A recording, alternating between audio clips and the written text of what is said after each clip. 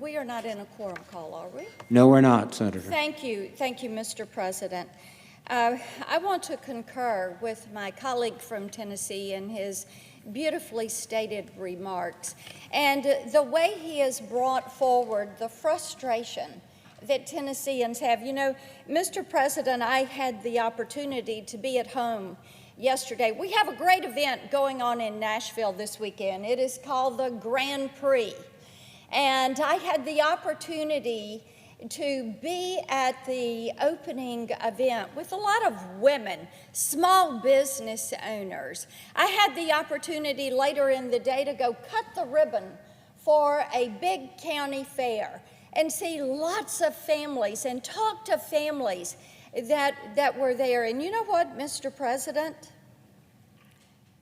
They are completely confused with what is going on. See, Tennesseans are really smart. They watch what is happening in Washington, D.C., and they are so concerned about the future and about freedom and freedom's cause. And they continue to say, as my colleague from Tennessee stated, they want the best for their children, for their grandchildren, because they appreciate the American dream. Many of them have lived the American dream, whether they're a farmer or a teacher, whether they're a lawyer, an accountant, a mom, a dad, somebody who owns a small business on Main Street in one of our 95 counties in our beautiful towns. They've lived it. They're living it every single day. Blood, sweat, tears, working long hours, investing. And they look at what is happening here in Washington, and they are saying, why are you in such a rush to force us into bankruptcy? You know, July 6, 2010, I use this statement all the time, Mr. President. Someone that you and I each know because of our work on armed services, Admiral Mullen. July 6, 2010, he was asked a question: what keeps you up at night? What is the greatest threat to our nation's freedom, our democracy? You know what he said? He said, our nation's debt. Now let me walk you back through the history of that debt. If we were to go from the time that George Washington became president up until the time that George W. Bush stepped out of office, our nation had accrued a total of $10.6 trillion in debt. Too much for me. I used to, when I would go to the White House with President Bush, I would say, Mr. President, there's two things that I think need to be addressed. Number one is the out-of-control federal spending, and number two is the issue of illegal immigration. Well, he left office $10.6 trillion in debt, but still very mild compared to what we're facing today, I think we would have to say.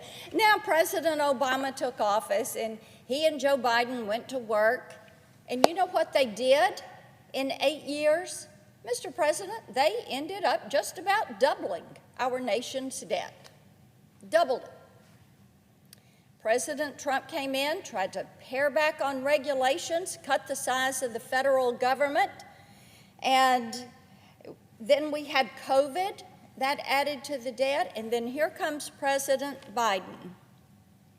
And it is as if the printing presses have cranked up on printing those dollar bills, running them through as fast as they possibly can.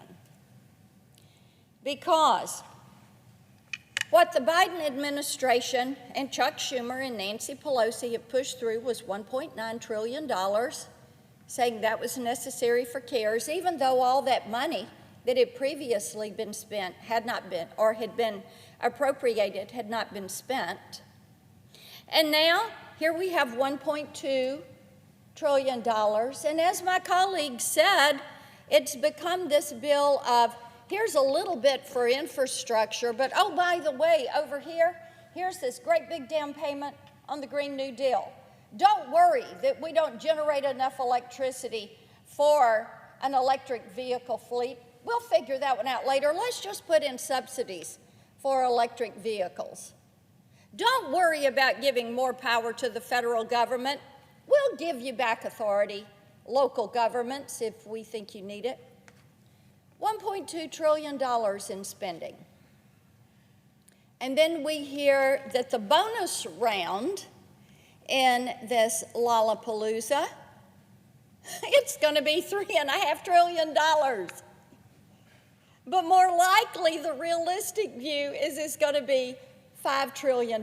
So back to my point, Mr. President, people in Tennessee are saying, what in the world could you possibly be thinking? What could you possibly be thinking? Because they know the history of this nation's debt. And you know what, Mr. President? And this really relates to much of the work that we do at SASC. They know that there is a threat from the people that own or hold our debt. Japan, our friend and ally, they're at the top of the tier right now. Last time I checked last month on who owns our debt, you know, number 2 is China. They own well over $1 trillion or hold over $1 trillion of our debt. And if you put the OPEC nations together, and of course, after the Keystone Pipeline, we're now dependent on OPEC and others for fuel. We were energy independent thanks to President Trump and Republicans in the House and Senate. We were energy independent. But OPEC is there in that top 5, all those OPEC countries grouped together. So people in Tennessee are really quite, they're miffed. They're put off by what is going on. I was really surprised. I had a text this morning from one of my county mayors. I'm all for infrastructure, I'm for the Cornyn Amendment, but you know what, I'm not for this bill. Because you've got less or about 25% of this that goes for something that we would deem infrastructure. Tennesseans love to talk about infrastructure as 4 things. And they talk about roads, rivers, railways, and runways. And of course, we're a logistics state. Everyone knows Memphis has a big port and a rail hub, one of 2 cities where all 5 Class A railroads come into that city. They know that interstates are important. They crisscross our state, indeed Nashville, where you have 3 major interstates that crisscross right there in the middle of that city. They know that Tennessee, so many businesses choose to locate there because we're within an 8-hour drive of a majority of the nation's population. So logistics require good roads and rivers and rail and runways. But you know what? They're not seeing it in this. When you, in the name of infrastructure, spend this amount of money. Now, I have great respect for my colleagues on each side of the aisle that have worked to produce a product, to do it in a bipartisan way. That is commendable. It's commendable. For Tennesseans, the result is something that is frustrating to them. You know, this is considered to be the world's greatest deliberative body. I always appreciated how our former colleague, Senator Alexander, would talk about the cup and saucer. The hot coffee gets poured into the cup, it spills over into the saucer, it cools off, you add some sweetener, and you get something that you enjoy. People expect more. They expect better of this deliberative body. And Tennesseans know that our nation's freedom has been well served by robust, respectful, bipartisan debate. That's a good thing. It strengthens freedom. It brings people together. It brings them to the table to talk about what is their priority. Now, unfortunately, most of us in this body have not had the opportunity to be at that table. And amendments that we have worked on that we felt like would have improved this bill are not going to be heard. Not here, not in a hearing, in a committee. We're just not going to see that as a part of this process. That is unfortunate. And it is going to be unfortunate if, indeed, that happens on the next bill, or the bill after that, or the bill after that. We should return to regular order and go through this process. Now, I had about 30 amendments that I had offered as improvements for this bill, and Mr. President, rest assured, I'm not going to stand here and go through each and every one of those amendments. But there are some things I thought needed our attention in this bill. As many of my colleagues know, broadband is something that, whether I was serving in the House or back in the State Senate in Tennessee, or before that, going in and reorganizing a Tennessee Film, Entertainment, and Music Commission for our governor, broadband and moving from analog to digital, making high-speed internet available all across our state, closing that digital divide. I've spent so many hours working on this, and I filed 3 amendments that I felt like would really do some damage control on these and help close the divide, getting to our rural and unserved areas, people that have no internet. Amendment 2327 would have prohibited the federal government from forcing municipal broadband provider programs into states that have outlawed them.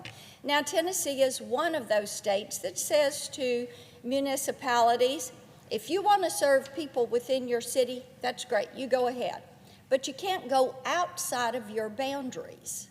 And there are other states that have had this issue. And there's a reason they say, if you serve your constituents, great, but don't go outside that. It's because states that have allowed these schemes ended up banning them for a reason. And usually it's because these government-run systems would end up imploding, leaving the taxpayers with the bill that they were going to have to pay. Now, another amendment, Amendment 2377, would have prohibited the FCC, our Federal Communications Commission, from implementing price-setting schemes on broadband providers. That, allowing the FCC to do that rate setting and price setting, would destroy investment in rural broadband. It would destroy it. We know this. And it would actually incentivize providers in avoiding these unserved areas. Sometimes we talk about that as being that last mile that needs to get that fiber, that last mile that needs fixed wireless, that last mile that is needing some form of connectivity. And Amendment 2328, and we do hope this one makes it in the bill, would strike language permitting regulators to allow these broadband grant recipients to use the money for, and I'm quoting the language in the bill, any use determined necessary to facilitate the goals of the program, end quote. Now, Mr. President, this sounds vague. It is vague. And if there's one thing that we learned prior, when we put a lot of money out during President Obama's time, is that sometimes this money ends up not being targeted to broadband, but ends up as a slush fund. We also have an amendment that would deal with a shovel-ready infrastructure project on our southern border. Amendment 2406 would redirect $1 billion from Amtrak. By the way, Amtrak's getting many billions of dollars in this bill. And it would send that money over to the Department of Homeland Security to finish the southern border wall construction. We all know what is happening on that border. Record numbers of illegal aliens coming in, many very sick, COVID positive. We know that they are ending up, as are drugs, as are gangs, in cities and towns across this nation. Indeed, until we secure this southern border, every town is a border town, every state is a border state. And God bless our law enforcement officers who are fighting this every day. I'm hearing from them, and I want them to know I hear them, and I understand the pressures that they are under. And we also know that our communities are struggling, trying to get back to work and really move forward with regrowing the economy. But inflation has gotten in the way. And one of the big problems is that people point to with the high cost of fuel and logistics and of packing materials is the killing of the Keystone Pipeline. So Amendment 2298 would amend Section 4034 of the bill, which calls for a study on job loss and impacts on consumer energy due to the revocation of the permit for the Keystone XL pipeline. My amendment says that if the report shows that killing the pipeline caused numerous job losses and an impact on consumer energy cost, that the president should revoke, he shall revoke his executive order and get out of the way of the pipeline construction. Get people back to work and get the prices at the pump, get them down. Get them down to where they were when President Trump left office. I mean, what's the purpose of a report if it doesn't have any teeth? So let's take an action on that. You know, Mr. President, there is no bill that is ever perfect. They all have to be worked on. Many times we come back a year or so later and we do technical corrections on a bill. We make changes. And this is no different. This bill needs time. It needs a thorough amendment process. It needs to go back to the committees of jurisdiction to work through these issues. Are the American people for infrastructure? Yes, they are for infrastructure. Tennesseans are for infrastructure. I'm for infrastructure projects. Yes, indeed. Am I for this piece of legislation? No, because it's a document that has misplaced priorities. I yield the floor and note the absence of a quorum.